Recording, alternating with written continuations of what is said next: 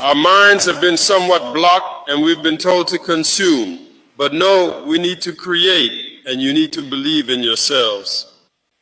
If we don't believe in ourselves, we can't succeed, and that's the focus of our ongoing communication. The youth must believe in themselves. Each of us must believe in ourselves, and it's possible. When Captain Ibrahim Traore seized power and declared himself the interim president of Burkina Faso in September 2022, he faced widespread global criticism for seemingly taking Africa backwards. However, the 37-year-old leader remained dedicated to his vision of transforming the former Republic of Upper Volta. Over time, his perception shifted from that of a dictator to a leader making significant progress. In less than 3 years, the charismatic leader has spearheaded several projects in the educational, agricultural, and industrial sectors, giving the average Burkinabe the kind of hope they have always dreamed of. That's not all. Captain Traore, Africa's youngest president, is the second youngest head of state in the world, has been on a mission to decolonize Burkina Faso from its former colonial power, France. It's no surprise that Captain Traore is still in the heart of Africans globally.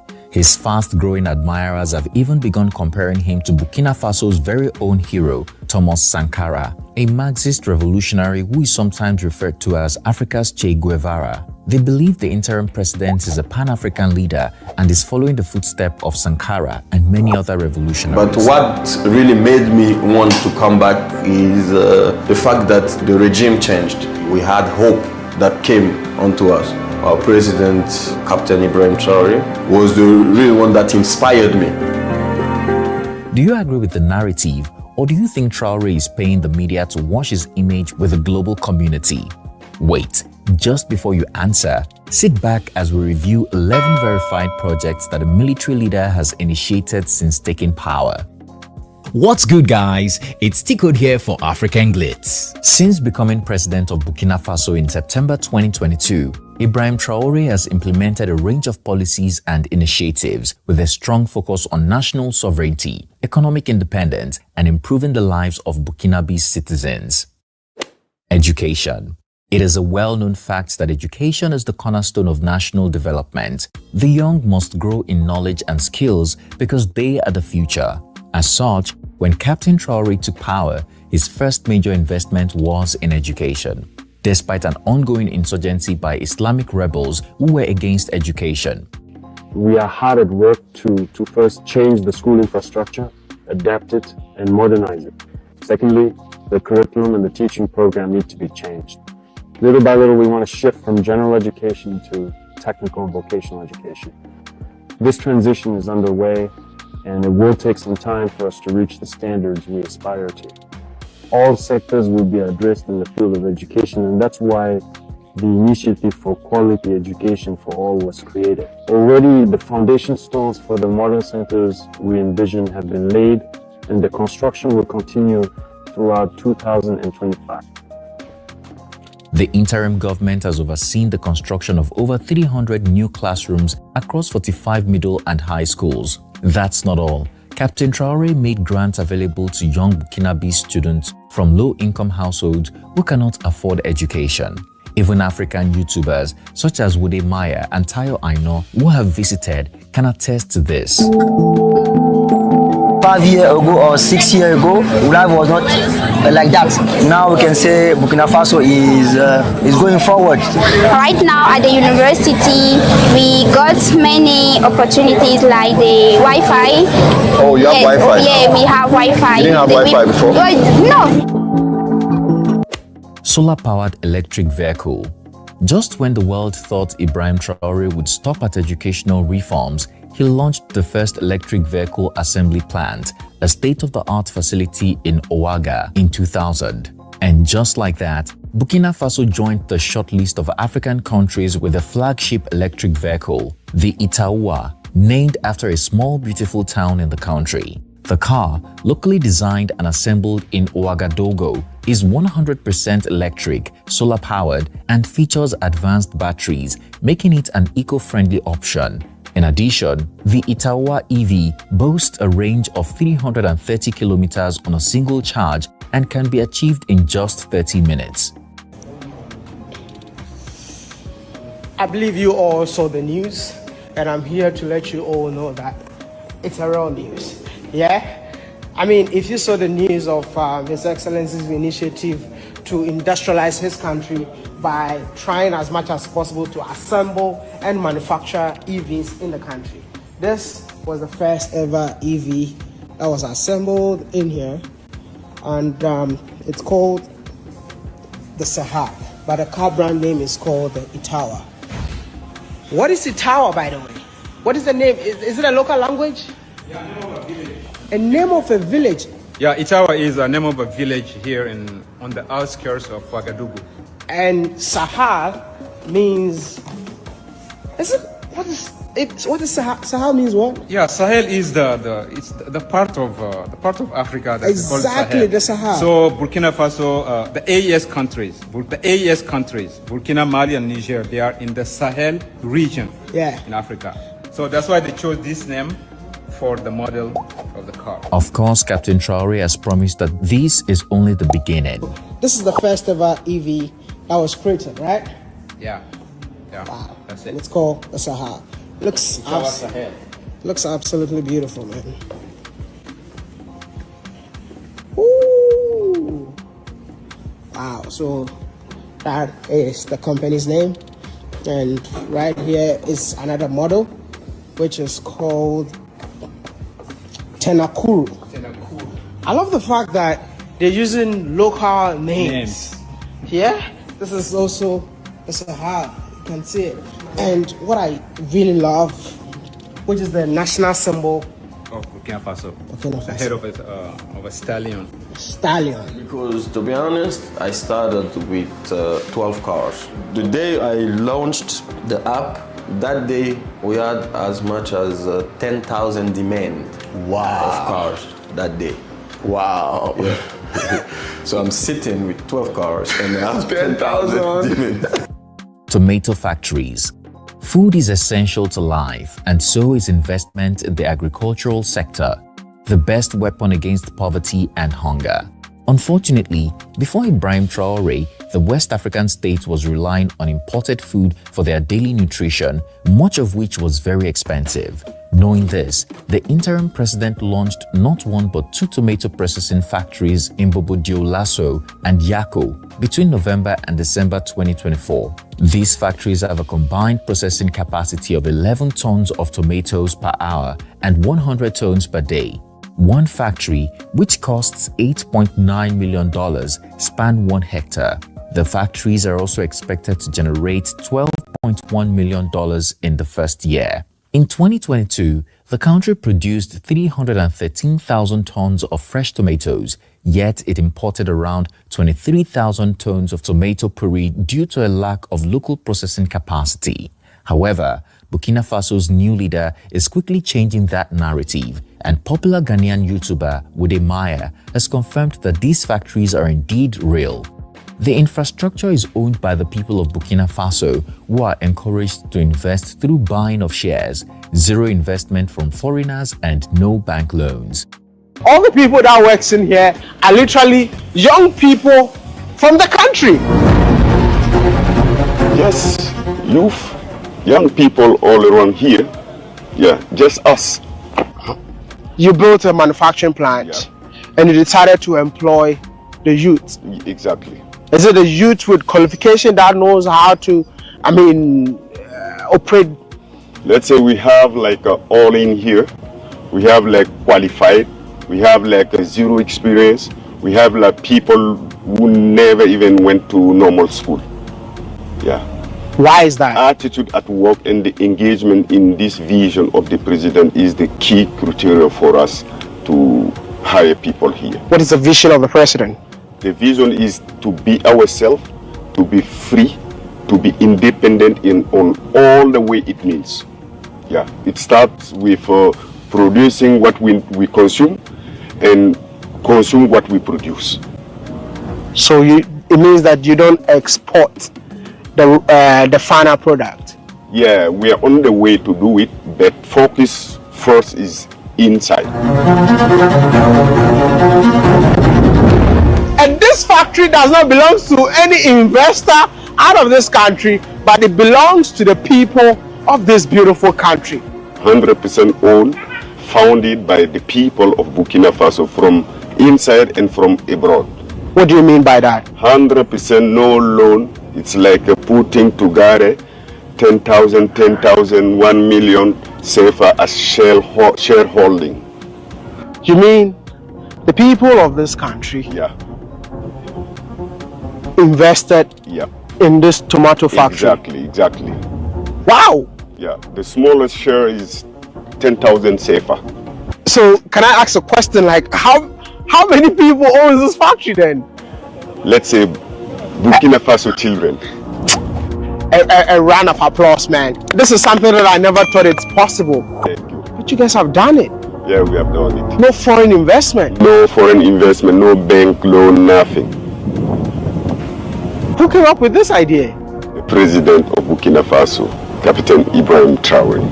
In addition to the tomato factory, Captain TRAORE distributed over 400 tractors, 239 tillers, 710 motor pumps, and 714 motorcycles to rural farmers.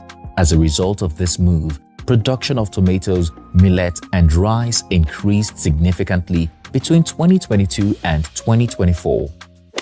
Brand new airport and effective roads. Infrastructures are a sign that a society is progressing. They make life easier, they help businesses prosper, and they attract foreign direct investment. This is why Traore's government have been constructing new roads and expanding and repairing existing ones. While at it, the 37-year-old leader has been decolonizing Burkina Faso by changing the names of roads that bore the names of former colonial masters to those of local heroes. Traore's government is also constructing a new state-of-the-art airport, Ouagadougou Donsin Airport, which boasts a capacity to handle 1 million passengers annually. By the end of 2025, the airport will be fully operational. Milk factories. Milk is a powerhouse of calcium and high-quality protein. No doubt, both young and old Burkinabe depend on these animal protein sources to stay healthy.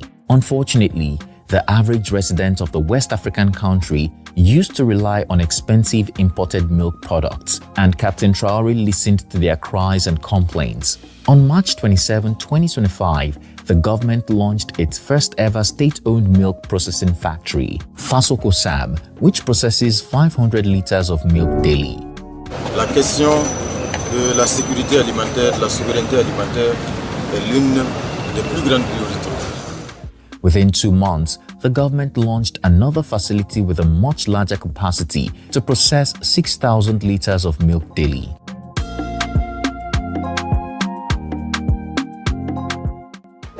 Nationalization of gold refineries. Captain IBRAHIM TRAORE has nationalized 2 gold mines and ceased the export of unrefined gold to Europe, aiming to process gold domestically to increase government revenue and create jobs.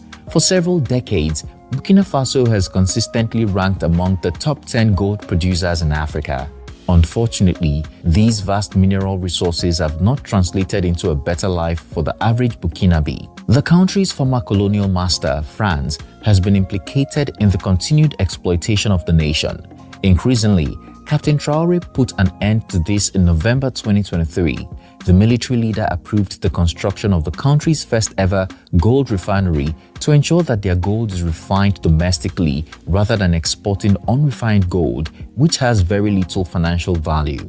In February 2024, the refinery in Ouagadougou was not only up and running, but it had created over 100 new jobs and 5,000 new indirect jobs. The refinery is also producing roughly 400 kilograms of gold daily and earns $1,200 per ounce, unlike before when they earned $300 per ounce.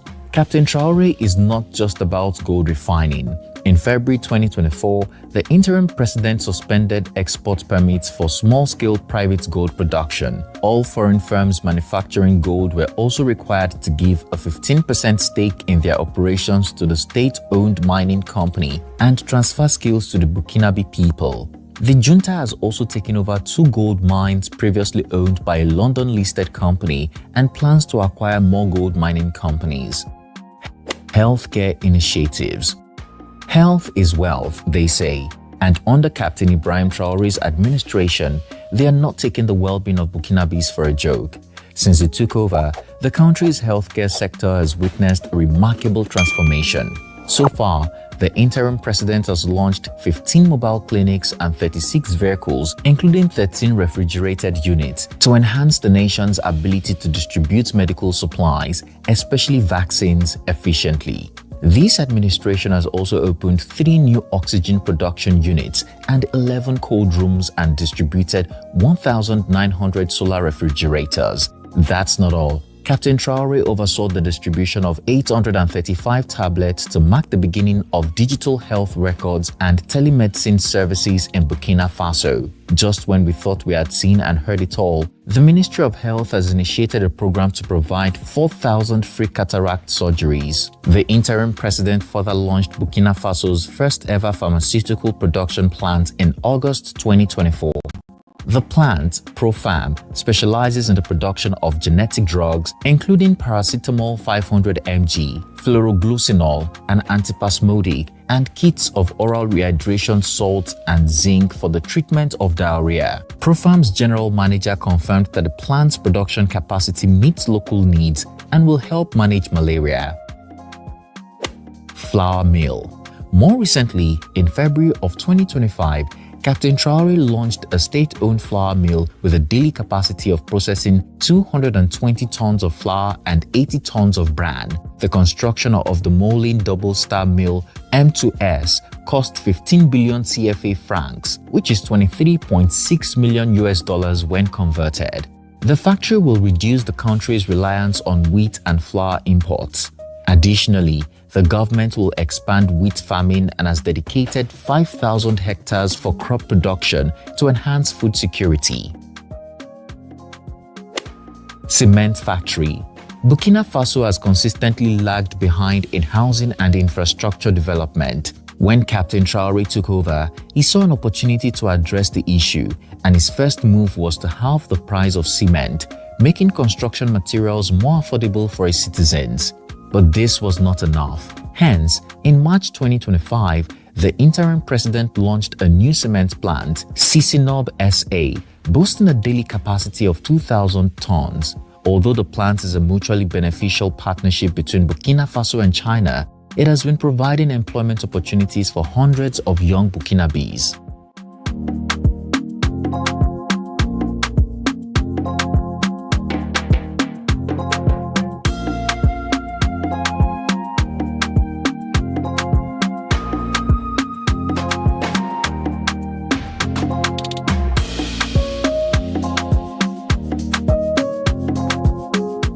Textile factories.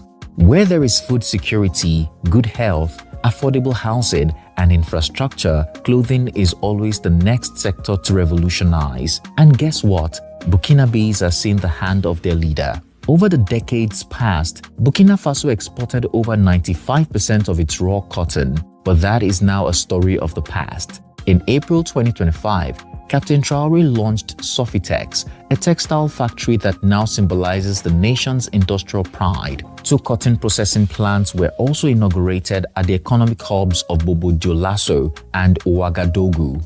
All factories are fully equipped with modern equipment and will process the country's raw cotton and other clothing materials. Et là, tout le monde doit savoir ça.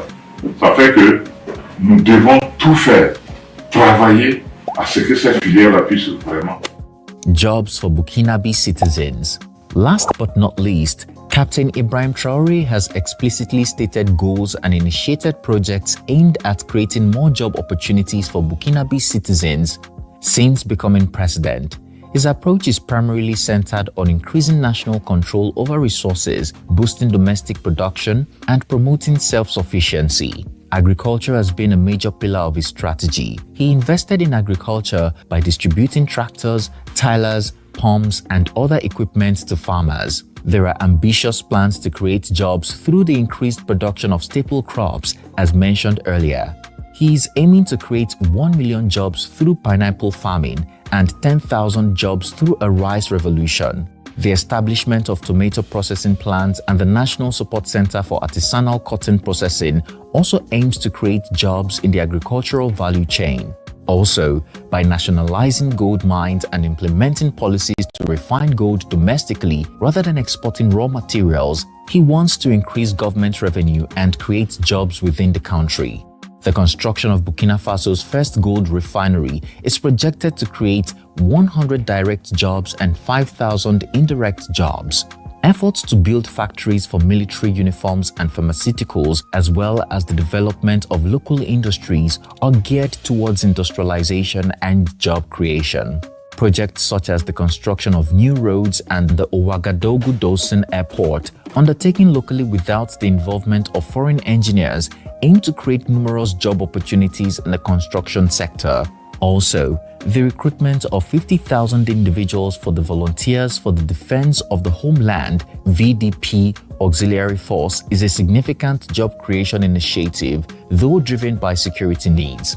Overall, since President Ibrahim Traoré took office, Burkina Faso's gross domestic product has experienced significant growth. It's no surprise that Burkinabés are comparing him to Thomas Sankara. Just like Traoré, Sankara rose to power in a 1983 coup. At the time, Sankara was only 33 years old, but he promoted national patriotism under the motto, "Fatherland or death, we will win." 4 years later, the leader was killed in another coup that put Burkina Faso under the control of France. Today, Traoré have arrived and taken over, and now there are whispers about his safety, given the massive developments going on under his administration. Today we are picking out some talents from everywhere, inventors and all. We are waiting to set up, as I mentioned last time, a center that will be like an incubator so that you do vocational training, that's true, but we're going to do practical work. And we need to create many things ourselves locally. There's no reason to pay for everything outside. We buy everything. Abroad, it's jobs we're giving away abroad. You agree with me? When you go home, you see there are many utensils, many items in the house. You wonder, but why can't we make them here? Why do we have to pay outside? It's the same with the military, where I said, well, I'm not ordering armored vehicles anymore. It's over. We manufacture. Maybe we'll succeed, maybe we won't. That's it. And that's what's happening now. It's over. What we've ordered, that's come, that's it. What's on the way, that's it. But it's over. We're not ordering anymore. We're going to manufacture locally. We shouldn't be afraid to fail. We might try and it might not work. We'll modify, we'll try, but we will succeed. That's it too. So we need to have confidence in ourselves. All the industrial units we pay for outside, you can do it. You often go to pay for industrial units and you realize it's just a conveyor belt with an electric motor that moves something, assembling small cubes. We can do it, we have welders capable of doing it, but we often don't trust ourselves, or we're just consumers. We can't pay for everything outside, no. So, vocational training.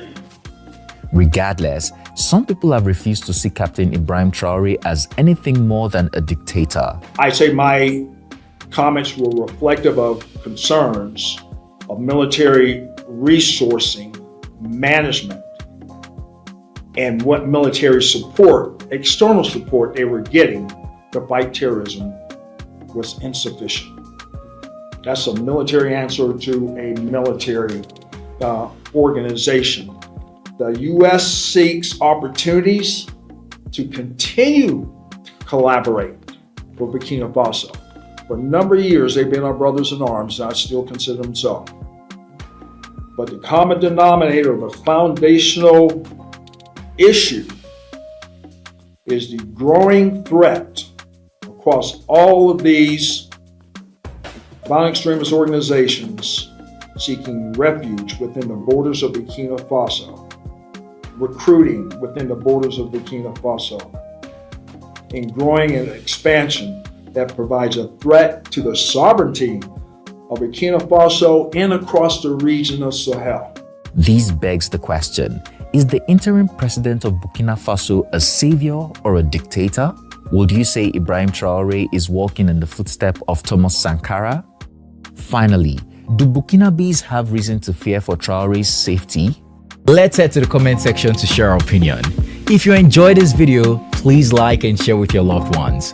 Also, don't forget to subscribe to our channel so you can be notified when we drop a new video. Thanks for watching. It's Tiko here, and I'll see you again soon.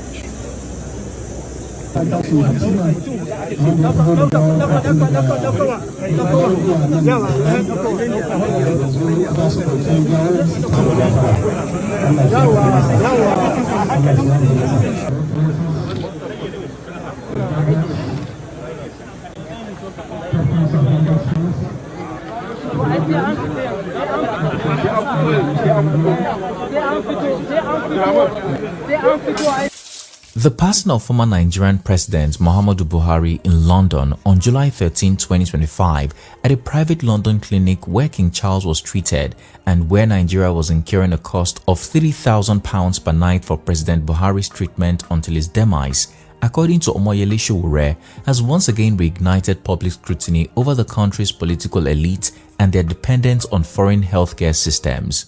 Sadly, the ex-president's remains couldn't be buried in London. For us to maneuver inside the aircraft. So, and we have to honor him, we have to respect him, we have to cherish him. So, Ambassador Kaduri, we'll wait for you and serve you at the This video of Vice President Chetima rehearsing how to escort Muhammadu Buhari's corpse back into the presidential jet for a return to Daura for burial, as you can imagine, got people talking. Eventually, 2 days after his death, the former president's body was flown back to Nigeria with a Nigerian Air Force aircraft and later given a state burial at Daura, his hometown in Katsina State, where the current president, Bola Ahmed Tinubu, President Umaru Sissoco Embalo of Guinea-Bissau, and Niger Republic Prime Minister Ali Lamine Zain were among thousands of people who attended the funeral rites on Tuesday, July 15, 2025 in Daura, Katsina State.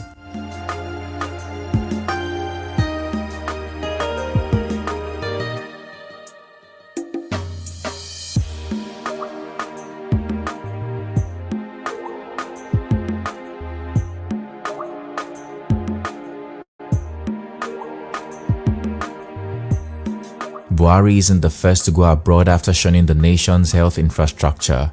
Many Nigerian politicians have unfortunately passed away outside Nigeria, often while seeking medical treatment, and spent their final moments outside the country.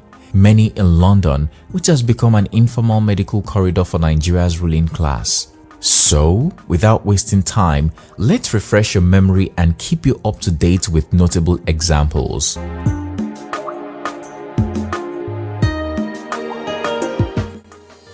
Hello everyone, welcome.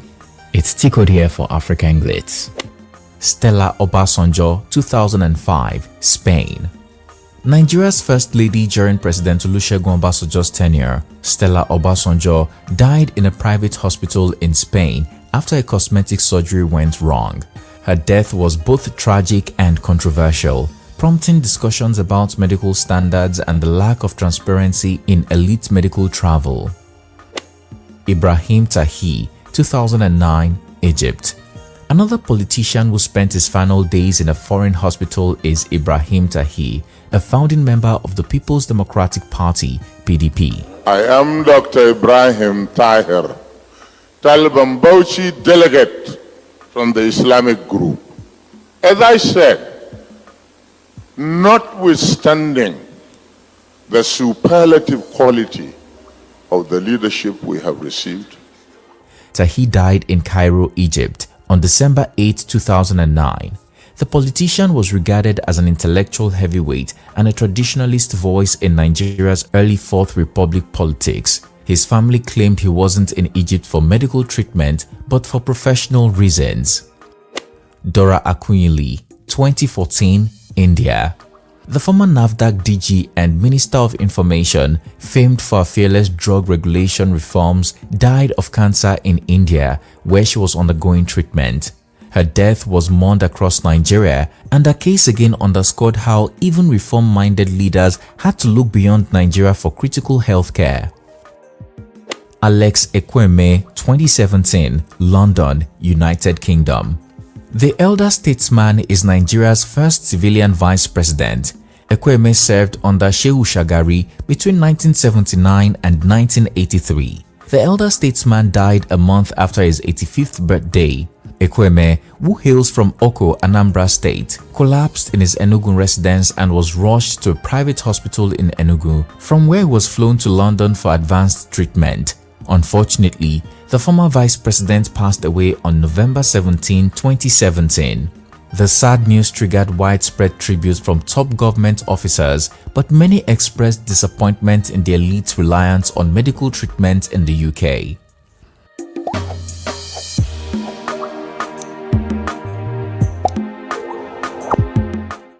Aliyu Akwe Doma, 2018, Israel. The late politician served as governor of Nasarawa State between 2017 and 2011. Sadly, Doma passed on March 6, 2018 at the age of 75. According to his nephew, the ex-governor had a brief illness and was receiving medical attention in Israel when he passed. Demola Seriki, 2022, Madrid, Spain.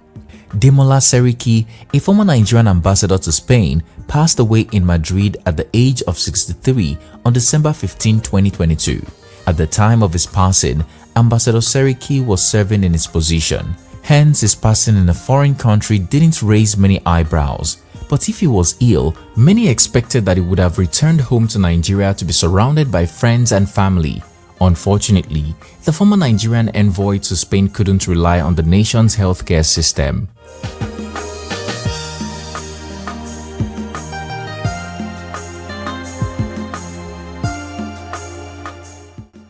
Rotimi Akeredolu, 2023, Germany.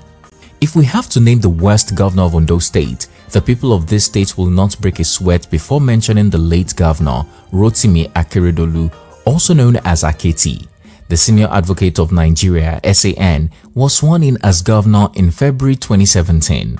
Many expected his performance to surpass that of previous governors, given his education and the numerous promises he made during his campaign. However, not only did he fail to deliver, but the healthcare sector also experienced a significant decline. Unfortunately, during his second tenure, around January 2023, the health of Akeredolu took a significant turn for the worse. People soon noticed that he was losing weight by the day, until he became unrecognizable. It was then that reports began to spread that the former governor was battling two different cancers, leukemia and prostate cancer. Leukemia is a blood cancer caused by an increase in the number of white blood cells in the body. Of course, given the state's poor public health structure, Aketi took a medical leave to seek treatment in Germany. However, because his deputy was pressuring him to hand over the governorship to him as acting governor, Aketi returned to Nigeria prematurely, doing everything he could to maintain his seat. Even then, Ondo State lacked the infrastructure to manage the governor's health, so he was hauled up in Ibadan, Oyo State, where he was receiving chemotherapy treatment that knocked him out for 10 hours. After much pressure, protest, and the intervention of President Bola Tinubu, Aketi finally signed the notice appointing his deputy as acting governor of the state on December 12, 2023. This is because he was going on another medical leave in Germany. Unfortunately, Aketi died 15 days later on December 27 at the age of 67 in a German hospital where he was receiving treatment. Of course, his remains were shipped back to Nigeria for a burial. The late governor's wife, Betty Akeredolu, criticized her husband's over-reliance on spiritual interventions over medical treatment. The gender activist thinks her husband's life could have been prolonged if he had sought medical treatment early. What came out of their mountain climbing, blessed handkerchiefs, water, olive oil, etc. From the geos and all the noisy prayers like people possessed by demons. If Aketi had listened to me, I wouldn't be a widow, she revealed. But we all know that the lack of access to good medical treatment in a state in Nigeria contributed heavily to his passing. Senator Ifeanyi Ubah, 2024, London, UK. In September 2022, Senator Ifeanyi Ubah, representing Anambra South Senatorial District, escaped an assassination attempt. According to reports, the senator was attacked by gunmen on his way to Nnewi in Enugu Ukwu in Anambra State. His convoy was shot at and at least 5 persons, including 2 policemen, were killed. Ubah only survived because the vehicle he was riding in was bulletproof.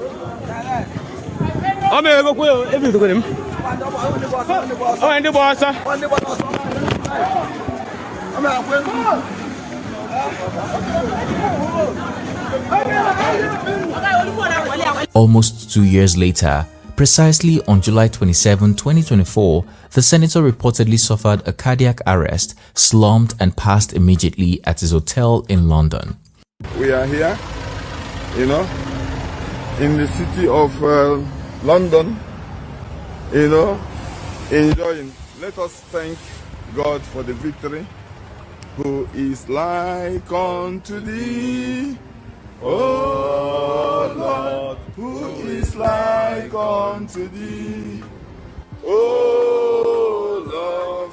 Anyway, we want to thank God for the victory, and for my humble self and my family, we will continue to serve Lord. We continue to serve the good people of Anambra South. Is that not true? Yes. Like many Nigerian politicians, the politician was in London for medical treatment, but even that didn't save him. At the time of his passing, Ubah was 52 years old and had been in politics for over a decade. Yet, there is not a single healthcare project to his credit.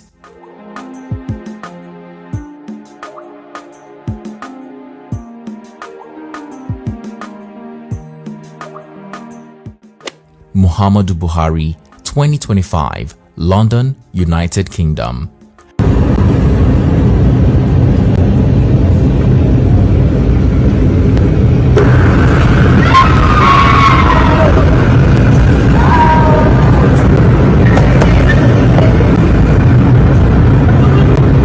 According to Nigerians, there is nothing more unpatriotic than former Nigerian President Muhammadu Buhari dying in a foreign country's hospital. Prominent human rights lawyer and former chairman of the National Human Rights Commission, Chidi Anselm Odinkalu, explained it best in a post that has since gone viral on X. Nigeria's current rulers may need to be reminded. Those who die in foreign hospitals only get to return to the country as cargo. They don't pass through immigration. Rather, we clear them through customs as import. If you don't want this, build a hospital that can work for you, he advised. However, it looks like Nigerian leaders are not learning from this lesson at all. If anything, they are trying hard to defend Buhari's embarrassing passing in a foreign hospital. Femi Adesina, who served as special advisor on media and publicity to Buhari during his 8-year tenure, spoke to Channels TV on July 14, 2025. To our shock, Adesina said what many won't dare say in public, that the ex-president was prioritizing his life by patronizing the London hospital where he passed on July 13, 2025. According to the former special advisor, Buhari needed to stay alive first before attempting to fix the nation's poor healthcare system. Despite spending over 21 billion naira to maintain the Aso Rock Clinic and subsequently build a presidential VIP wing, there are reports that Buhari never received any form of treatment or medical consultation there, right from the time he assumed office in 2015. According to Adesina, his former boss never intended to use the clinic, despite discussing the abolition of medical tourism during his election campaign. He always had his medicals in London, even when he was not in office.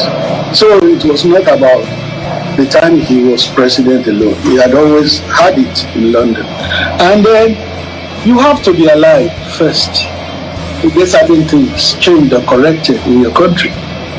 If he had said, I'll do my medicals in Nigeria just as a show-off or something, he could have long been dead, because there may not be the expertise needed in the country. Nollywood actress and political activist Hilda Dokubo reacted to Buhari's passing with a question and asked, "Nigeria president for 8 years couldn't build a hospital, dies abroad while on medical tourism, and Nigeria spends state funds to bring his corpse for burial.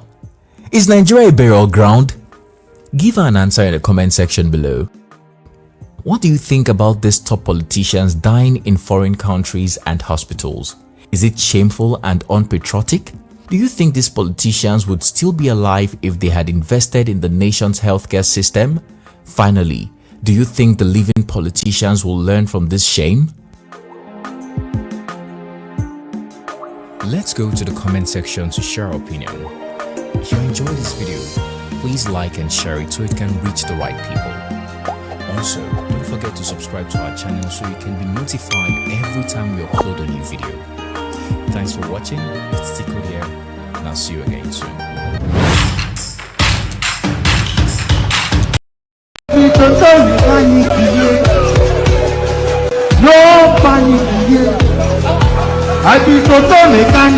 I just want a rate of one. In April 2025, words couldn't describe the disappointment from Two-Face Adibia's fans when he released a new single titled Toto Mechanic. Given his reputation as a womanizer, many expected that the end of his marriage to Annie Macaulay and the beginning of a new relationship with Edo State lawmaker Natasha Osawaru would see him clean up his image and career. Unfortunately, it got so bad that fans began looking for the L in the legend everyone had known him to be. There were so many unguarded statements and disorganized PR that people began to wonder what his management was doing. Some people took the liberty of blaming his estranged wife, while others blamed the new woman in his life, claiming his reputation had never been this bad, even while he was with Annie. The singer's family is also treating him like a fragile egg, not holding him responsible for his recent mistakes, but instead blaming the new woman in his life. His younger brother, Charles, came out to praise Tubaba, describing him as a peaceful, kind-hearted man who avoids conflict and often sacrifices his own comfort to keep others happy. He compared him to a modern-day Jesus, saying Tubaba silently endures being painted as the villain just to protect those causing him pain. Sadly, history shows that this has always been the pattern with the Adibia family. So, what are the other times they blamed the women in Tubaba's life for his mistakes? What's good, guys? It's Tiko here for African Glitz. Charles Adibia blamed Annie in 2021. When Tubaba got married to Annie Macaulay in 2012, many were glad that he was finally off the street. For almost 9 years, the singer kept a squeaky clean image in the media, so much so that everyone started to doubt his womanizing history. Well, until September 2021, when Annie called him out over a suspicious relationship with one of his baby mamas, Beru Adeniyi. The mother of two also accused her family of not loving and caring for her since she got married. According to the reality TV star, the larger Adibia family were frustrating her in the marriage. A few weeks later, a leaked audio surfaced where Annie threatened fire and brimstone. Annie lamented that Tubaba was using his children with Beru as an excuse to have extramarital affairs with her. The young, famous and African star sounded exasperated that people began to drag Tubaba on social. My husband told me he had a shoot today, only for him to pack his things and his stupid cousin Frankie helped him plan it. His family does not love me. They hate me. They've been giving me hell for 10 fucking years. Today, my husband packed his things. He lied to me that he was going to shoot. But my husband is on his way to America, planned by himself, F.L. Morebe, and Frankie. All of this behind my back. I don't deserve this. I don't. I know this is not your business. But I can't call any member of his family. I can't even call his manager. He will not take my call. His brother, Charles Adibia, however, came to his rescue immediately, blaming Annie for her marital woes and for being obsessed with her husband's relationship with Beru. The younger Adibia, in an Instagram post on September 2021, insisted that Annie married into a peaceful family, so she began to think they were fools. Charles acknowledged that Tubaba has a major flaw but chided Annie for choosing a social media meltdown over other options for resolution. Besides her social media call-out, Charles accused the actress of being violent.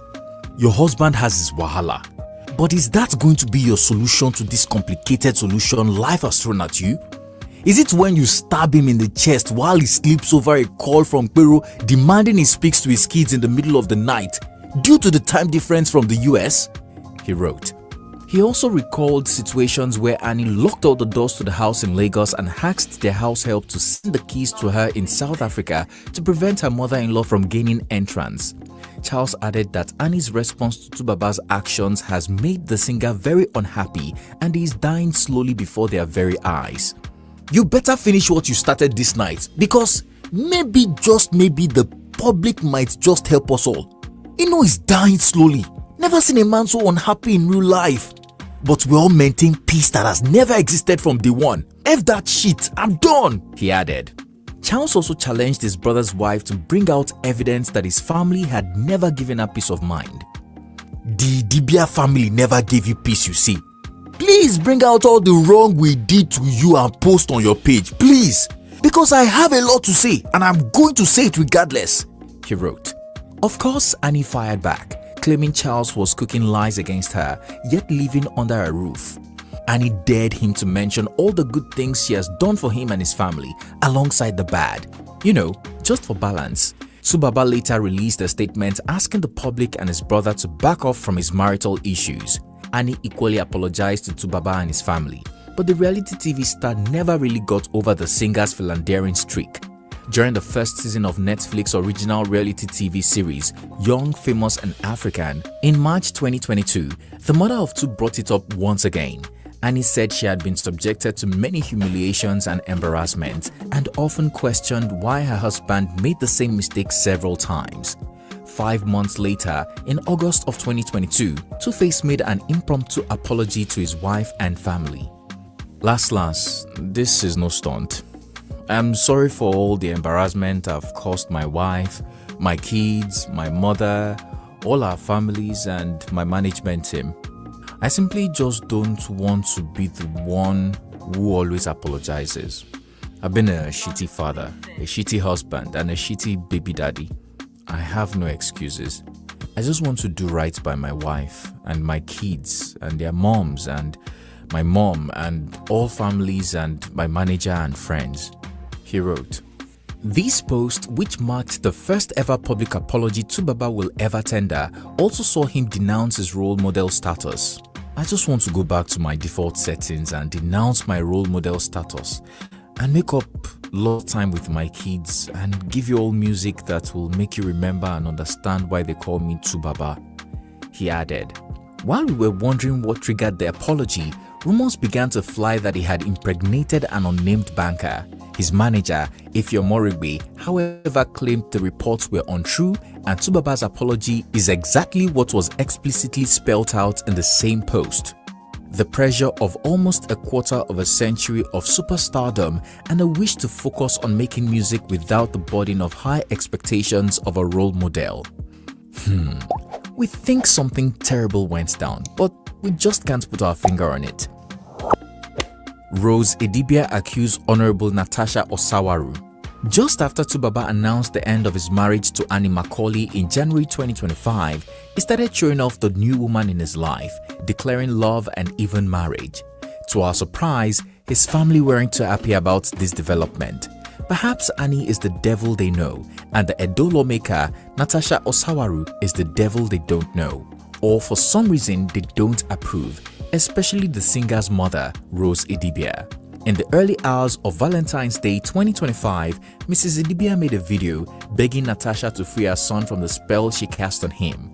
The singer's mother refused to believe her son had made this choice, claiming he wasn't in his right sense and accused Natasha of influencing her son's recent actions with juju. My name is Mrs. Rose Adibia.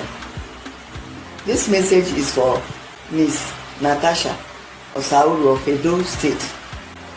I'm calling on all mothers in Nigeria to help me beg her to release or to free my son. My son is going through a divorce process and he's clearly not in his right senses. I know my son, this is not him. Please, Natasha, the bead you put on his hand and on his neck remove them and free him. Indeed, at the time, fans began to express worry. Tubaba and Natasha often appeared high in the videos they made together. The videos, which lacked proper PR coordination, also made the legendary star seem ordinary, impacting the image he has built over the years. It seemed like the singer was making a rash decision. But then again, he is 49 years old and old enough to make his choice and live with the consequences. Two-Face ignored his mother and was seen all over Benin, enjoying the company of his new African queen. This only got his mother and the rest of the family worked up so much that he called on the State Security Service (SSS) to intervene. In a public statement, they claimed Tubaba was missing and had abandoned his music career and home in Lagos. We all know how that panned out with jokes on the internet. On the other hand, some blamed the singer's mother for coddling him like a baby instead of holding him accountable for making adult choices. A few months later, Tubaba and his new partner visited his mother, who looked calm and happy to see them. And just like that, she forgave her son. What do you want? Oh, okay. Hello. Charles Adibia accused and called out Natasha. Just when we thought we had seen it all, on July 2nd, 2025, Nigerians were shocked as Tubaba's family once again shifted blame to Natasha. This happened after the African Queen hitmaker joined a podcast hosted by Nedu Wazobia and argued that men are not biologically wired to remain committed to one woman. I will talk for my own self. I don't go talk about one man not built to just sexually deal with one woman. A man is not built to be heart and love. If you give you calm down. Heart, love, respect, and say, oh, this person is my person. It fits. But sexually, it's impossible for man. As we all know, this is not the first time the legendary musician has made such comments. During an episode of Young, Famous and African Season 2, Tubaba shared this very sentiment in front of Annie and her co-stars, causing her deep embarrassment. I'm only gonna make love to who I love. I could my man nature. Yeah, but ask the girls, like it or not, men are wired like that. A man would love a woman to hell. 100%. But maybe he's somewhere. His dick will just decide something. No, he's mine, not his dick. It's not his. But guess what? The former Kenny's music star was unperturbed and didn't render an apology. Less than 24 hours after his interview on Mzanzi 234 aired, Tubaba shockingly made a public apology. The music superstar admitted that he effed up with what he had said. I really said, I know I'm going to pay casting, I'm going to pay the price, heavy price. I'm going to face the consequences. You know, I said what I said. I don't know whether I want people understand my understanding. And I didn't say appropriately. There's no excuse for it. You know, I own up to that. I own up to the fact that, yeah, I talked about what I said. Hurts me, my parents, millions of people that look up to me, millions of people that hold me in high esteem. You know, like friends and people that know me, they know that this is not me. One thing I know for sure is I'm sorry to my wife, the love of my life, Natasha. She's amazing. She's amazing. She's wonderful, smart. You know, I'm so sorry. And also to my kids, man. However, the singer's younger brother, Charles, believes the apology was not made freely. In a post he made on Instagram, he showered his brother with praise, but claimed Natasha was coercing the talented songwriter into silence and submission. In the lengthy post, the younger Adibia pleaded with Tubaba to recognize the situation he's in as a dangerous trap. "You have been captured, taken from the frying pan and dropped straight into an industrial furnace," Charles wrote. "It's never a crime to walk away and save yourself. but you haven't walked away. You have been caged. Charles claimed Natasha broke into the singer's phone to announce a divorce on his behalf, posted a picture of herself on his social media page, and begged Nigerians to ask Tubaba to marry her, all while he was asleep. Charles also accused Natasha of infiltrating every aspect of Tubaba's personal and professional life, from tampering with his messages and meddling in his career. A girlfriend who breaks into your phone, announces your divorce on your behalf, deletes your messages and replies pretending to be you? That is not love. That is obsession, he claimed. He also accused her of sabotaging business trips, spreading lies, creating chaos and adopting the singer's surname while telling strangers she was his wife, despite him still being legally married. The younger Adibia also implied that Tubaba's decision to align with the new management team was not of his doing, but Natasha's. She convinced you to abandon your team in Lagos and move to Abuja, just so you could become a trophy. She is using your name while claiming your identity as if she's your wife, even though you are still legally married. Describing her behavior as manipulative, Charles added that Natasha forced Tubaba to take accountability for a personal opinion he shared on the recent podcast interview. A woman who makes you eat your words from a podcast just because you didn't say her name the way she wanted? That's not a partner. That's a fan gone rogue. A cancer in disguise. In his closing plea, Charles told his brother to take time away from the spotlight. Please, take a break. Not for fame, not for music, but for you. For your kids, for your soul. Log off, disconnect, breathe. You're a brilliant chess player. This is the moment to pause the game and step outside the board. With a note of finality, the younger Adibia warned, you are living in an episode of those crime docu-series you enjoy. Only this time, you are the one in danger and it's real. Interestingly, Charles Adibia's public letter to his brother sparked a mixed reaction on social media. Some people already suspect that Natasha is controlling and has Tubaba wrapped around her fingers. Another set of people argued it's a sign that the singer is finally evolving into a better version of himself thanks to Natasha.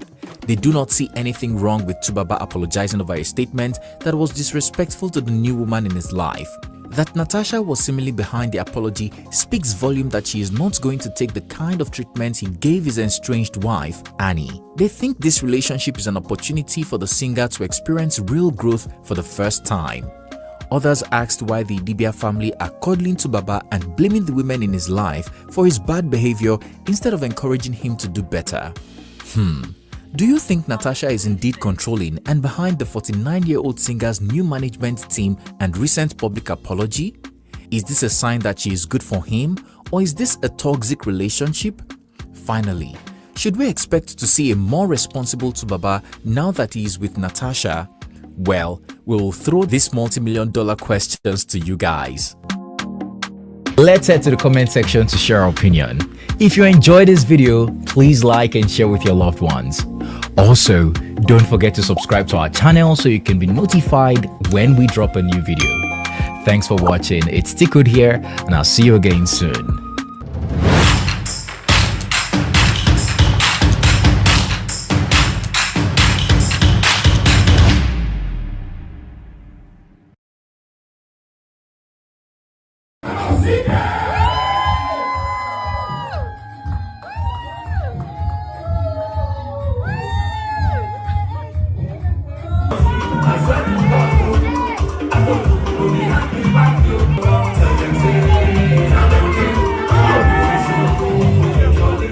If there is one Nigerian celebrity who doesn't hide her real age, that will be Nollywood actress RITA DOMINIC. The stunning actress, who was born on July 12, 1975, celebrated her 50th birthday at one of London's most luxurious venues, which is the 5-star Lanesborough Hotel in Knightsbridge. The highlight of the event was the attendance of her colleague and friend of over 30 years, Genevieve Naji. Having missed RITA DOMINIC's traditional wedding in April of 2022 and the white wedding in November of the same year, her presence made the occasion even more beautiful and memorable. Okay, ladies and gents.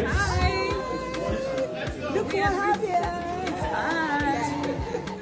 Hello guys, it's Noeline here for African Glitz. Before we dive into the full details, Don't forget to hit the like button, as this is your small way of supporting our channel. So, Nollywood actress Rita Dominic, who has given us 5 decades of glamour and grace, turned 50 years of age on July 12, 2025. As expected, the stunning actress began her golden jubilee with a breathtaking photo shoot. She wore this beautiful traditional Igbo costume dress designed by Tiko, her favorite Nigerian designer since 2018. Timelessness is a state of mind, declared the radiant actress who danced in celebration. Thousands of fans flooded her comment section, showering her with lovely and heartwarming birthday wishes. For her second look, the actress hailing from Mbise in Imo State effortlessly channeled her inner Miranda Presley from The Devil Wears Prada and looked as bright as a dove.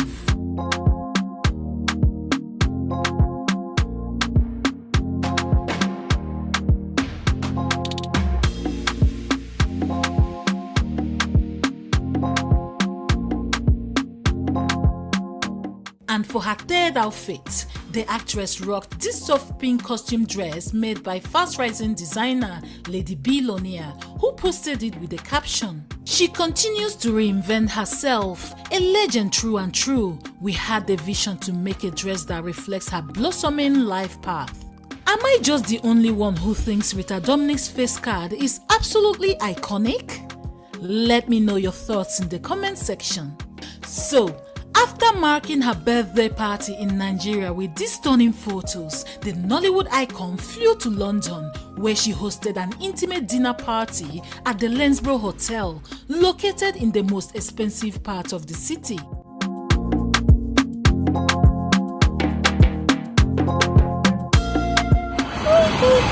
Oh, thank you.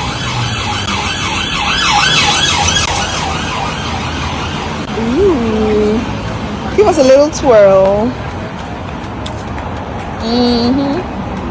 Her husband Fidelis Anosike, as well as close associates such as media and entertainment mogul Mo Abudu, His Royal Majesty Oba Elegushi, Nigerian politician and businessman Emeka Ihedioha, family and close friends celebrated and cherished her. The actress once again dazzled in 2 stunning dresses, one in the shade of brown and the other in gold.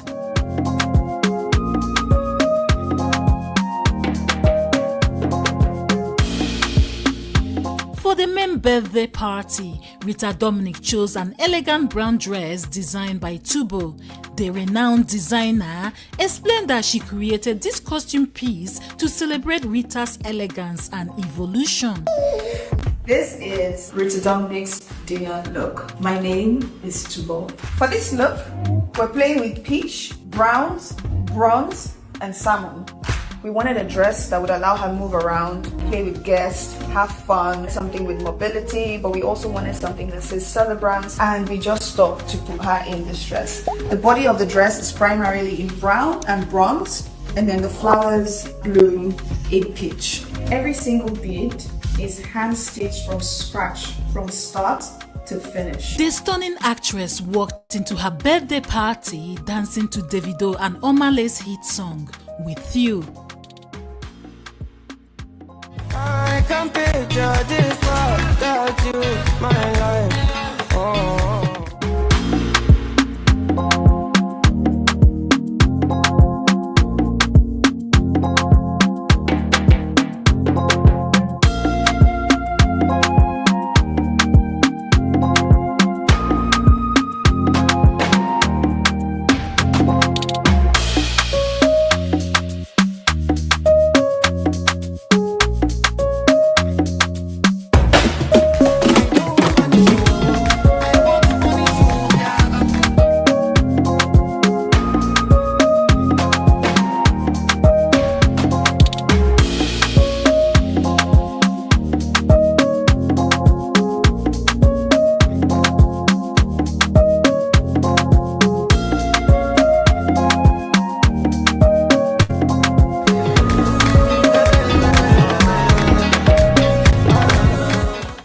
her second look, she rocked this sparkly gold mini costume dress made by Tolu Bali, another incredible designer who focused on 50 and flawless and wanted the actress to radiate in timeless elegance.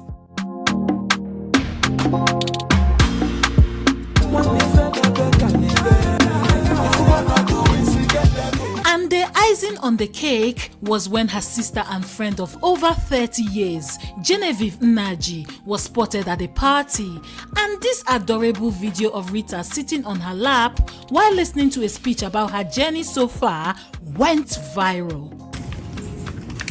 Ray becomes the mother hen when we are independently out and about in Lagos, checking on our whereabouts and telling us to start making our way home. Jenny, were you in a time to kill with me? This is Genevieve Nnaji. Yes. My sister from Abombise local government. Yes. We have some of our champions seated. That would be excellent, excellent, excellent. Okay. Whilst we just take care of that scenario, I want to do a very quick... As we know, when Rita Dominic traditionally married in April of 2022 at the age of 46 and later had a white wedding in November of the same year in London.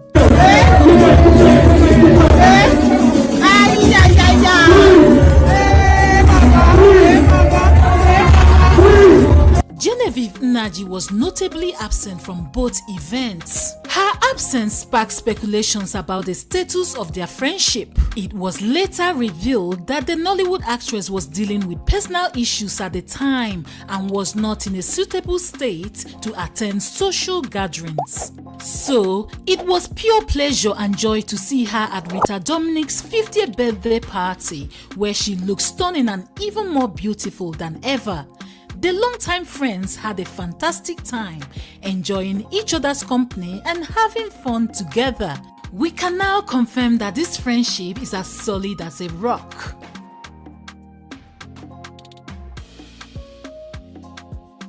Dance that, hey, hey, let's go, energy, energy, energy.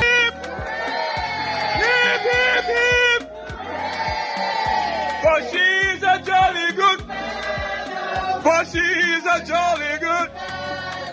But she's a jolly. Rita Dominic, the queen of movies and fashion, had the time of her life with her ever supportive husband by her side every step of the way. Here are some more highlights.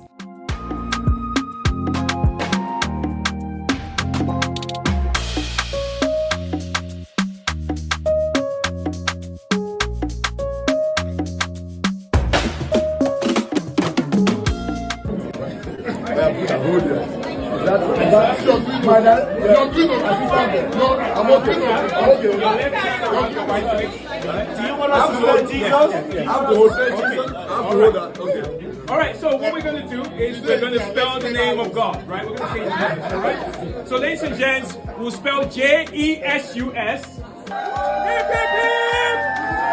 Hip, hip, hip! Hip, hip, hip! Happy birthday to you! Happy birthday! Happy birthday! Happy birthday to you! Hip, hip, hip! Hip, hip, hip! For she's a... You want to do some video? I'm watching this picture in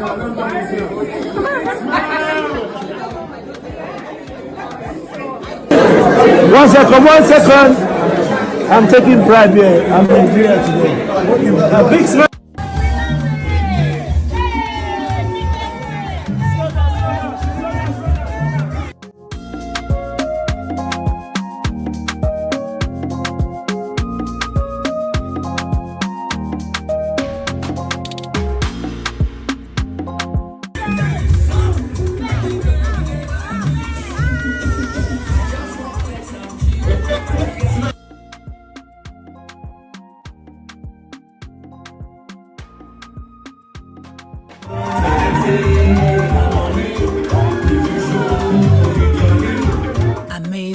right? What do you think about Rita Dominic turning 50? Does she look her age? How old would you say she looks in your opinion? Were you surprised to see Genevieve Nnaji at her birthday party in London, especially since she didn't attend any of Rita's weddings? Finally, do you think Rita Dominic and Genevieve Nnaji have a secret to staying young and active that they are not sharing with their fans? Share your opinion with us in the comment section. If you enjoyed this video, don't forget to give it a thumbs up. Also, you can subscribe to our channel for more interesting stories and news like this. Thanks for watching and see you on our next one.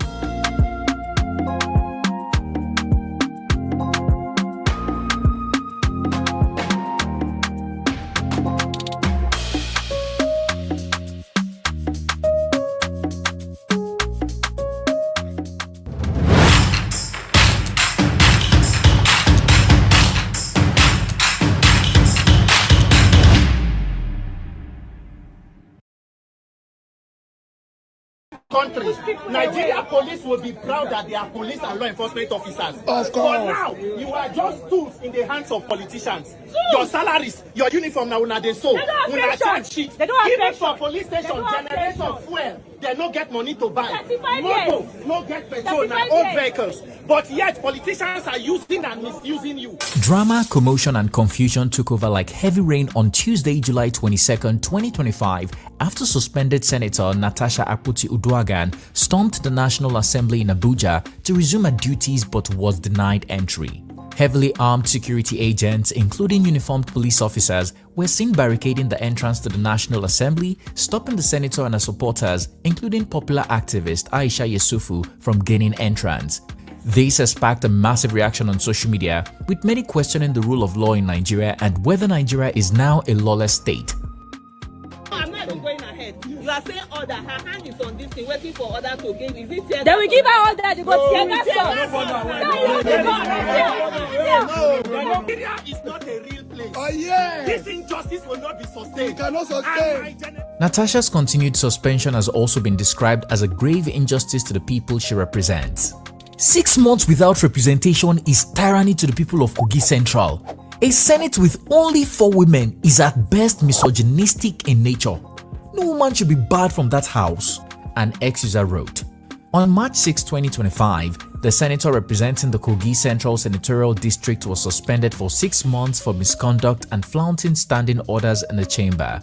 Earlier, Senator Natasha, who is the first female elected senator in Kogi State, filed a sexual harassment petition against the Senate President, Godswill Akpabio. The 45-year-old lawyer argued that recent issues with Akpabio, especially since relocation, were because she refused his sexual advances.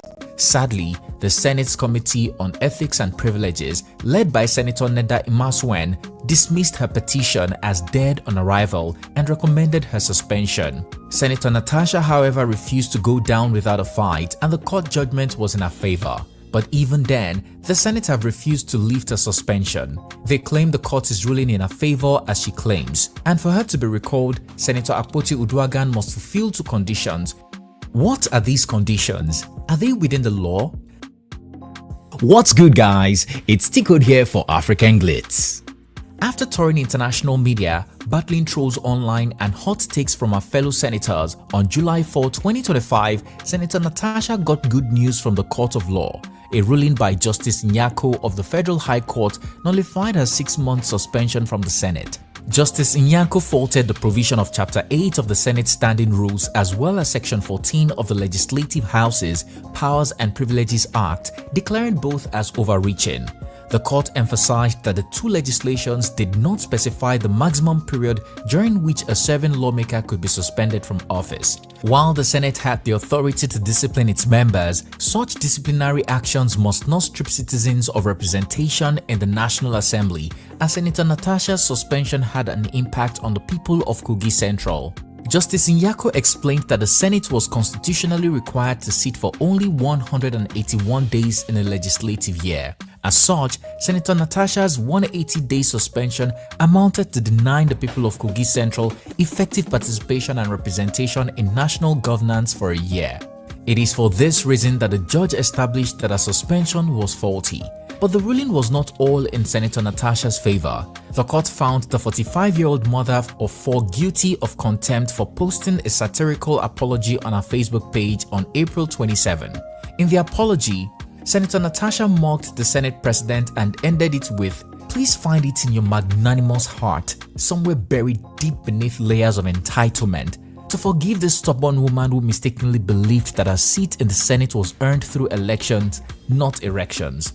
At the time, the court had barred both parties in the lawsuit from speaking to the press or sharing social media posts about the matter. However, Natasha breached that order with a viral apology letter, hence she is guilty of contempt. For this reason, the judge ordered Akpoti Uduaghan to publish an apology in 2 national dailies and on her Facebook page within 7 days. The judge also awarded a fine of 5 million naira against the senator.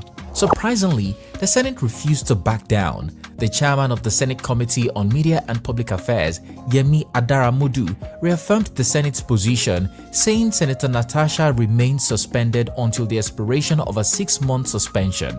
Adaramodu insisted that the court ruling didn't order the reinstatement of the Kogi Central Senator, nor does the court judgment override the Senate's constitutional powers to discipline its members. We have said what we are supposed to say about the issue of Senator Natasha, who is our colleague.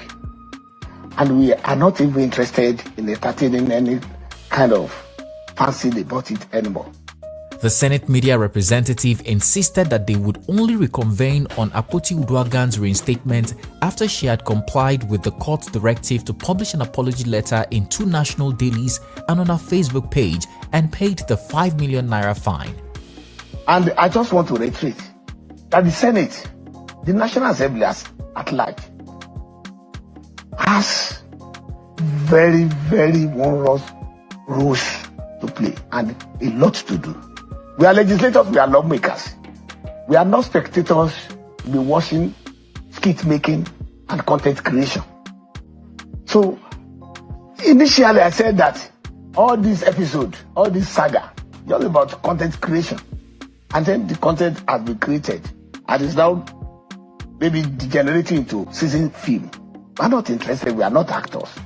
We are lawmakers. Adaramodu said the ball is no longer in their court but in the Kogi Senator's court.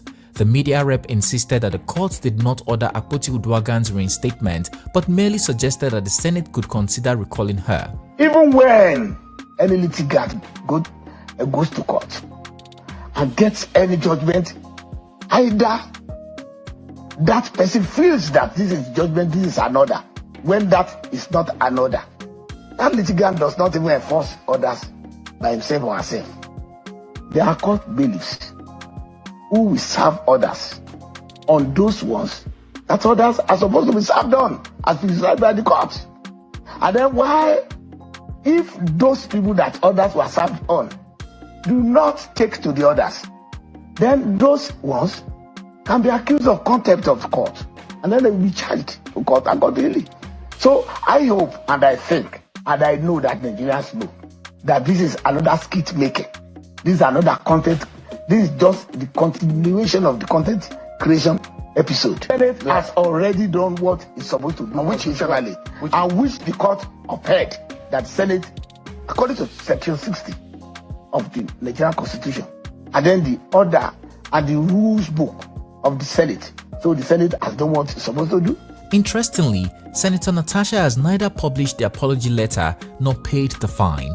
The 45-year-old lawyer, now a politician, announced that she would resume her seat in the Senate and insisted that that decision is backed by a court judgment, mainly because her absence has restricted her vital legislative functions for her constituents. On July 22, 2025, the senator made a decision a reality as she stormed the National Assembly with hundreds of supporters, including social activist and co-convener of the #BringBackOurGirls movement, Aisha Yesufu. To our utmost shock, the senator was denied entry to the National Assembly. An unusual, heavy security build-up at the gate of the complex with stern-looking operatives searching cars and restricting visitors to the car park outside the parliament. Senator Natasha's vehicle was stopped at the outermost gate, forcing her to calm down and walk further on foot. However, she was stopped again by another heavy barricade. no fewer than 5 police patrol vehicles were stationed at a strategic area at the entrance of the assembly complex. Stern-looking operatives stationed at the complex prevented them from accessing the parliament.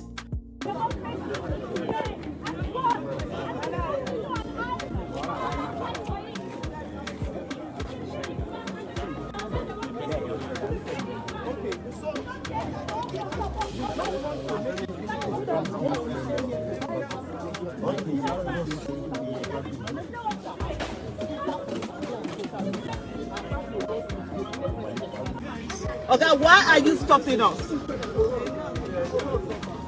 Mister, why are you stopping us? During the confrontation that ensued, Yesufu condemned what she described as the unconstitutional actions of the police, reminding them that they too could one day need the solidarity of the same citizens they were repressing. One day you will be on the streets as a retired person, begging same people you oppress to protest on your behalf. Piqued by the obstruction, the activists challenged the officers to reflect on their roles in national building and the future of the next generation. At this age, is this what you want to be doing?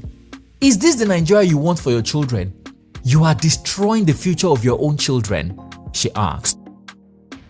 How do you, sir, stand here and then you go back home and meet your children and say to them that indeed they are citizens when you yourself have not shown that you are citizens?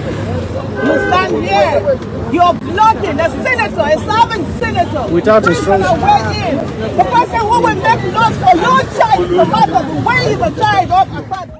Aisha Yusufu, who was there with equally popular activist Peter Aka, also known as Randy Peter, accused the police of lacking the courage to disclose who ordered them to block access to the complex. We respect the law, but that does not mean we are cowards. This is the National Assembly. It belongs to all Nigerians. You are blocking people and can't even say who sent you? Are you proud of that? At the time of scripting, the Senate leader had not stated why they shut the National Assembly gate, but Senator Natasha has vowed to drag him to court regardless. The suspended senator told journalists that she would consult her legal team immediately to kickstart the process, stressing that it was a violation of the recent judgment calling for a reinstatement. Natasha also questioned the basis for her initial suspension. Even the suspension ab initio was fraudulent. It was faulty. The politician also condemned the Senate's actions, calling it an act of contempt of court under its president, Godswill Akpabio. Akpabio cannot be greater than the Nigerian constitution.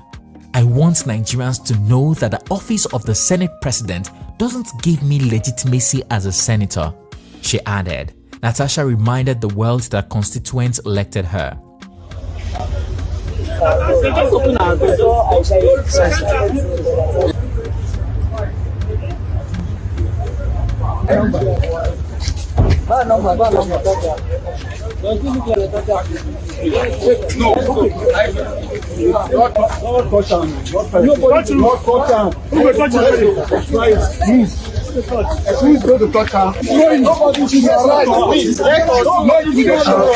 How far more can you go on this? In simple terms, it's not about beating the first and second gates and barricade. It's about me and a duly elected senator walking into the chambers to resume my constituted duties as I was elected and mandated by the good people of Kogi Central and INEC. And it's unfortunate that we got in today, which is the 22nd of July 2025, having duly notified the Senate through 2 letters that I would be resuming functions today. As a matter of fact, I'm disappointed on 2 grounds. One is the number of armed policemen that we met outside, all well kitted with guns, charged at a female senator who is unarmed with her people here, patriotic Nigerians. And the second thing is the fact that the Senate, under the leadership of Godswill Akpabio, have decided to become lawbreakers and by denying me entrance into the chambers to resume my duty. A senior lawyer, Ken Harris, has weighed in on the issue. Harris claims Senator Natasha is wrong for attempting to enforce a judgment he had already appealed. He described her actions as an attempt to eat her cake and still have it. According to Harris, storming the National Assembly is not an appropriate or lawful means of enforcing a court ruling. In all my years of legal practice, I have never seen such a blatant display of lawlessness from someone who is supposed to be a federal lawmaker. How do you storm the National Assembly with a group of partisans under the guise of enforcing a judgment? There are proper legal procedures for enforcing court judgments. It is not for individuals to create a crisis atmosphere and claim they are enforcing the law. He added. Harris pointed out that Akpoti Uduaghan had already filed an appeal against the same judgment about a week earlier. In the appeal, the Kogi senator challenged the validity of the judgment and requested that the Court of Appeal overturn it. He also said it's wrong for the senator to try to enforce the parts where she benefits and ignore the parts that requires restitution from her. Even if the judgment was still valid and enforceable, has she complied with all the orders contained in it, including the payment of 5 million naira and a public apology published in 2 newspapers and on her Facebook page? If she has failed to obey those aspects of the judgment, on what moral ground does she accuse the Senate leadership of lawlessness? Harris asked, further urging her legal team to properly advise her on upholding the rule of law. Sit down. Sit down. Why are you stopping the service? Which kind of nonsense be that one? Come for this rubbish. Show paper, you can't show anything. Simple question, you cannot answer. Who sent you? You are ashamed. Another legal practitioner, Ekemini Udim, who spoke with Channels TV, argued that the court verdict did not lift Senator Natasha's suspension. As Nigerians continue to share their hot takes on social media, Senator Akpoti Uduaghan moved from frying pan to fire on July 24, 2025. Reports claimed she was held and later released at the Nnamdi Azikiwe International Airport in Abuja by immigration officials. The incident allegedly happened while the senator was trying to board a flight to the UK with her husband to attend her stepson's graduation ceremony. According to the report, the lawmaker was informed she could not travel because her name had been placed on a watch list. Tell us guys, what do you think of the brewing drama between Senator Natasha and the Senate? Did the court judgment order her immediate reinstatement? Was she wrong to try to enforce the judgment, or is the Senate wrong for denying her entry into the National Assembly complex and insisting that she fulfill the court judgment?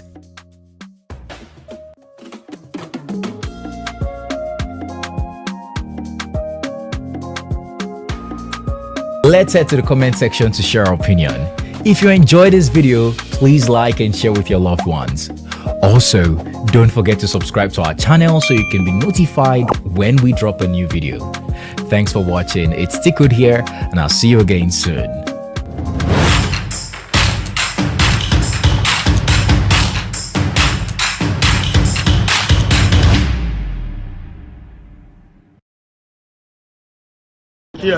Allah kiyaye. Allah kiyaye.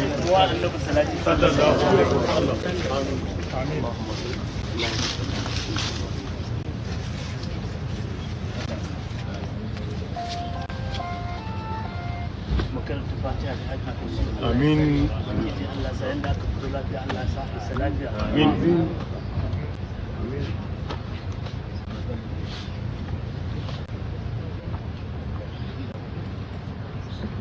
Allah kiyaye. Allah kiyaye. Allah kiyaye. Allah kiyaye. Allah kiyaye. Ayayyafi. Allah kiyaye. This footage of former Nigerian President Muhammadu Buhari is trending. Many believe this was the last time he was seen before traveling to London for medical treatment earlier this year. Unfortunately, he did not return to Nigeria. Buhari passed away at a private clinic in London on Sunday, July 13, 2025, at the age of 82. Vice President Shatima traveled to London immediately on President Bola Ahmed Tinubu's directive to bring back the former ruler's body back to Nigeria after announcing his passing. Former Nigerian President Goodluck Jonathan and former Ghanaian President Nana Addo Dankwa Akufo-Addo, who were already in London, visited the Vice President and his delegation to offer their condolences to the late Buhari family.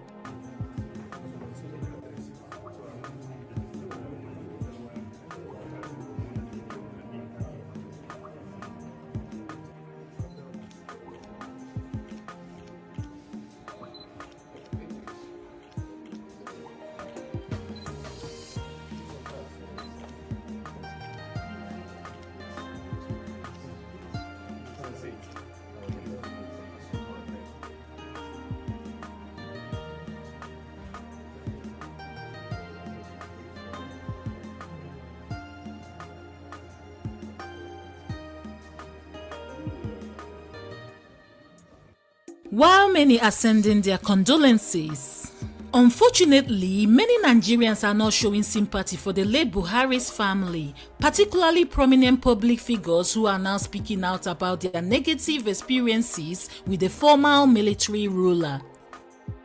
Hello guys, it's Noelin here for African Glitz. Don't forget to hit the like button as we bring you some Nigerians who are voicing their opinion.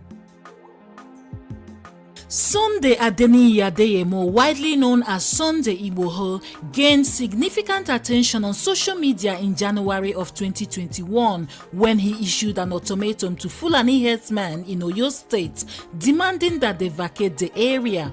He cited concerns for the alleged killings and kidnappings of local residents. Since then, he has become a prominent advocate for the agitation of a Yoruba nation. In July of 2021, Igboho was arrested in Cotonou, Benin Republic, after fleeing Nigeria following a raid on his residence by the Department of State Services (DSS), which had declared him wanted. He was eventually released in October of 2023. Following the death of Buhari, here is what he had to say. Good evening, ladies and gentlemen. I thank God for my life today. My people, Buhari don't die. See life. See life.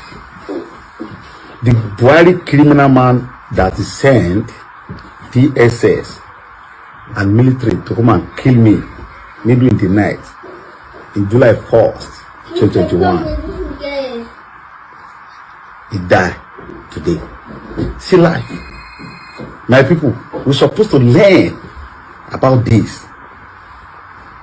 That criminal man, Buhari, Muhammadu Buhari, he don't die. See, I'm alive today. I thank God. God, thank you for my life today. Criminal Fulani man that is with some Yoruba, with some stupid Yoruba people that gang God and come to my house middle in the night. They try to take my life, but God said no. If God say yes, nobody can say no. God said no. See life. You don't die today. Thank God. God, I thank you. DJ Switch, whose real name is Obianuju Catherine Ude, fled Nigeria due to death threats and fear for her safety after she live-streamed the shooting of NSAS protesters by soldiers at the Lekki toll gate on October 20th, 2020. The fast-rising DJ became even more popular over her real-time coverage of the incident, showing injured protesters and an attempt to remove a bullet from a man's leg.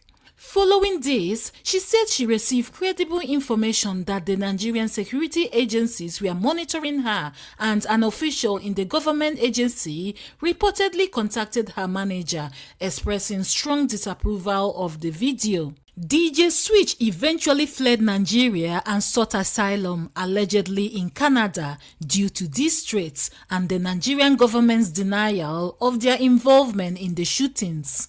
In the wake of Buhari's death, here is what she had to say. Evening. In the last, I don't know, 40, 45 minutes, I've received a number of DMs, yeah? And I've received these DMs because of the story I put on my Instagram page. And one of them read, Be Kind. Another one was talking about Buhari's achievement. You know, he has achieved so much. He lived to a long old age of 82, 83 or something like that. I said, okay, fair enough. But that's why my post said inevitability. It's inevitable. We're all going to die. I know I'm going to die. Either I die by natural causes, or I die by an accident, or I die by something else. It is inevitable. Nothing to really look too deep into that. It's life, right? But the one I want to actually harp on is the achievement. Buhari achieved what? Please. He achieved what? He achieved what? And with what? With our resources? With our money? What did he achieve? Or you don't realize that he lived long because of our resources? Do you know how many people are dying in Nigeria? Do you know how many people are starving in Nigeria because they don't have national cake to steal from? They don't have national cake to go get quality treatment abroad. Please tell me, what did Buhari achieve? And yeah, with all of that stuff, all of the stuff that they've stolen, that they keep stealing, they are less likely to be attacked by police or armed robbers on the road when they are riding around with heavy security. Please tell me what Buhari has achieved, apart from destroying lives and killing Nigerians. I don't need to prove my empathy to anybody, all right? But I do believe that history will always be the real long life. Because when you are a leader and you are not just, you are not fair, you don't lead in service of the people will make a drink and toast to your demise. But when you lead with justice, fairness, when you put your people first and their interests first, the people will cry and mourn. The people will wail. They will remember you forever. And that is what that post meant. Like I said, I don't really need to prove empathy. But today, when I woke up and saw that news, it was like another justice, right? Because no matter what all our politicians do, I hope today is a stark, not a stark, that's the wrong term. I hope today it is sort of like an insight into how they will be remembered. And guess what? I hate to kind of break it to you, they may not give a damn, because right now all they want to do is just enjoy this life and accumulate for their children. And their children's children and their children. I can say and their children's children till tomorrow. So yeah, say what you will. Anybody that knows me well knows that I say what's on my mind and I keep it moving. So next on the list, T-Pain, Alpha.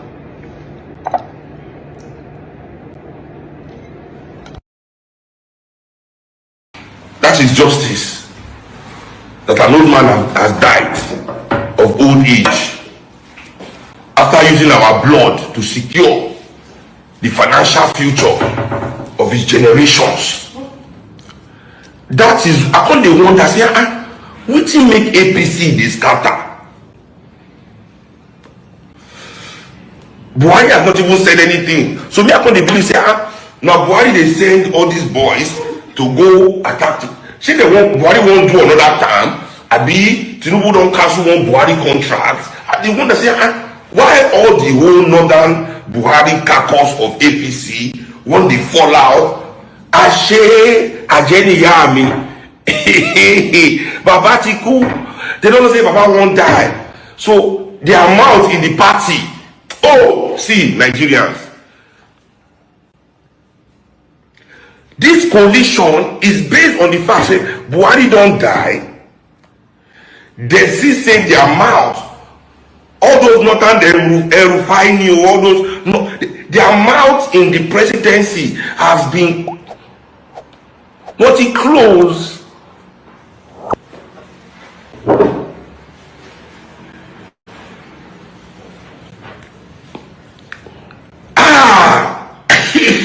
Now yesterday, I mean, the day before yesterday, when Buhari died. Now we just can't know the reason why. What they say is the sufferings of Nigerians.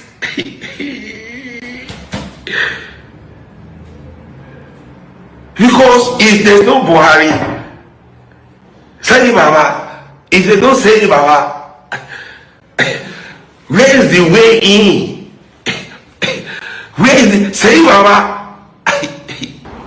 So me, nobody inside this life with Buhari don't offend and damage reach my family, at least my own side of the family.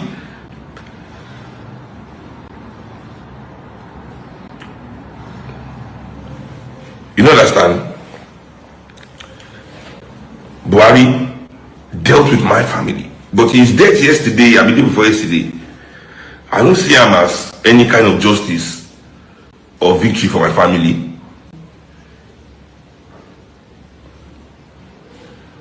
And the only thing where I don't see, say, the problem we get up, say, I seen die now, my popsi don't die, Uncle don't die, fella don't die. Before I'm all better men than him. 100 times better men than him. Uncle dead, Uncle Peko dead, my dad, fella dead. The only solace I can take from this kind of thing is say the three of them will gather brush am. If after like they don't understand that kind of thing, what are they meet on based on say seniority? One be be.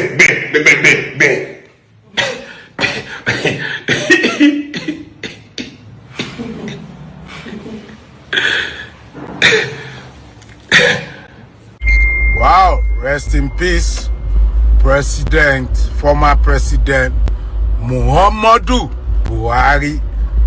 May your soul rest in peace. Nobody is perfect, but in my own understanding, you remove 10 years from our age in Nigeria with your bad government and bad policies. It's so sad that you sent us back 20 years. You made our electoral system that Jonathan put together, you messed it up. You send us back. Now the people that comes in after you, they are now following your footsteps by trying to make our country one party system. Well, we wish you well when you get to heaven. God will judge all of us. But as for Nigerians, as for people that I know, you have removed 10 years from our age. Even now, you see, you end up buying in London because you refuse to have hospital in Nigeria. You can see now, even after that, you are still spending our money because they have to go and use more plane to bring you back now to Nigeria. It's so sad why our leaders, they behave as if they're not gonna pay one day. Now Baba is gone. Say Baba in heaven, we wish you well. Say Baba as you rest in the bosom feet of your God. We wish you well. For Nigerians, for me, I believe before you leave, you have took 10 years from our age. You have took the modu of our life. You have taken them away. We pray that with time, God will send a rescuer to rescue Nigeria, so we won't continue to go down and down and down. God bless Nigeria.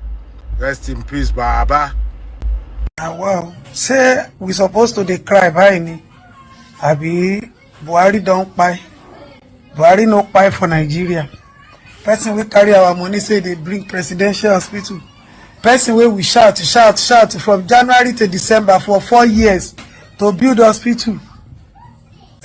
Our own president can't go buy for. No be another government next for London. He buy for private hospital in London. So now like this, we supposed to do national crime. When we are telling you people that no, you don't know who will be affected. Share all the power, security, emergency flying is over now. Tinubu otikuba ilonsin. So my Baba Jagaban, make una do the one we go favor everybody. Don't be the one we go favor una alone. Tinubu don't buy for private hospital. I no the pie no concern you because pie na pie. One day we will every die na die. I've always said it. You dey go, you dey travel, they kidnap you, they pie you na die. You dey your house, straight bullet come meet you na die. You be president, build hospital for us, take care of the masses. You say here they pay you, then go do bone marrow transplant. They spend all the national money on you. Now you are not in power. Pie don't buy you. Now I will not say you should rest in peace. Me sympathize with anybody because now our money they go still take do national burial now. Buhari don't buy, and you go buy for private hospital. No be say you fight for British government hand. You see it? Politicians, you see it? The power of greed and vengeance. Now, they'll be saying this president better pass this on down. The only president will go good. Now, person that will build infrastructure for your country. I cannot condolence anybody. I cannot sympathize with anybody because masses too are buying every day. Fellow Nigerians, wait you. In the midst of this morning, let us understand who died. Najibri died, Abina Buhari died. In the 4 years. 4 years. Now they take traumatize us. Jibri versus Buhari. So where Aisha Buhari now? Let's see her come and tell her. Be like say, now the only person who will tell us the truth when it concerns federal matter. Now Jibri with the money now, Abina Buhari. We don't want a situation where tomorrow they'll come and tell us that it is Jibri that died. Buhari is still in London. Let us know. Nothing will pay me past this death. Say, na private hospital. Do you know the amount of money that has gone down? As a former president, it will still be Nigeria that will be responsible. Or our money where they Buhari hand. Now they take bed. Politicians, yes, share. Make una do well.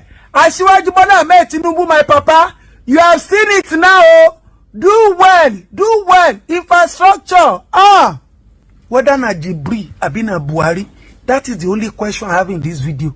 The only president that will do is doing well is the president that will build infrastructure. The rate at which we travel for medical is too much. We cannot even trust our own medical system. We cannot trust our medical system for anything. Now they carry this man go private. I can imagine the money in pounds. Naira, I can imagine, and I will make sure that I investigate the hospital where this Baba Pai. Let me get the copy of the how much where they spend. What is they want on Louis? They siphon us for this country. According to one former minister, no one mentioned him. He said we are always shouting about what is spoiled. That if only we know what is rotten. A old minister now he talking for me. He said he always pity me the way I'm shouting. That if we know what is rotten, then we will know. As we speak, the body of the former Nigerian president has arrived Nigeria for burial 2 days after his death. And his heartbroken family, including Aisha Buhari, his wife, were all wearing black and ready to say their final goodbye later on today. President Bola Ahmed Tinubu and his wife also went to the airport to receive the family of his late friend Buhari and will be joining them in saying their final goodbye.